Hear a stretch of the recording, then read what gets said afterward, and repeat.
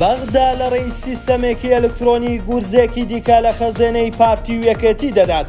نووسینگەی ڕاگەیاندنی سوودانی بڵاوی کردەوە کە محەممەد شیع سوودانی سەرۆک وەزیرانی عێراق بە دوواداچوونی بۆ چۆنیەتی جێبەجێکردنی بەستنەوەی تۆڕی دەواازە سنوورەکان کردووە و داوای کردووە هەرچی زووە کارکردن لە سیستەمی ئەلکترۆنی لە دەواازەکان تەواو بکرێت. هەرێمی کوردستان 4 دەواازەی فەرمی هەیە کە بەغدادانی پێداناون، بەو پێش دەبێت هەر چواریان بە سیستەمی ئەلکترۆنی بەغدا ببەسترێنەوە.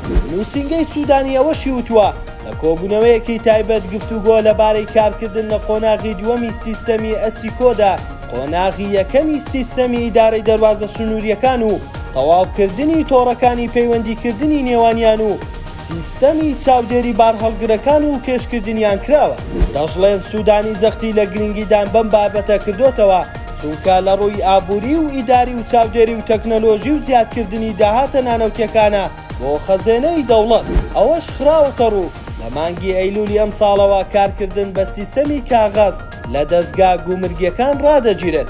باس لەوەش کراوە لە دوای ئەو ماوە کارەکان لە ڕێگەی سیستەمی ئەلکترۆنیەوە ئەنجام دەدرێت. بەم هەنگاوەش دەواازە سنووریەکانی هەرێمی کوردستان بە شێوەی ئەلکترۆنی بە بەغدا دەبەسترێتەوە و دەرفەتی دەستکاریکردنی داهاتی خاڵە سنووریەکان لەلایەن حیزبەکانی دەسەڵات لە بەرژەوەندی گیرفانی خۆیان کەم دەبێتەوە.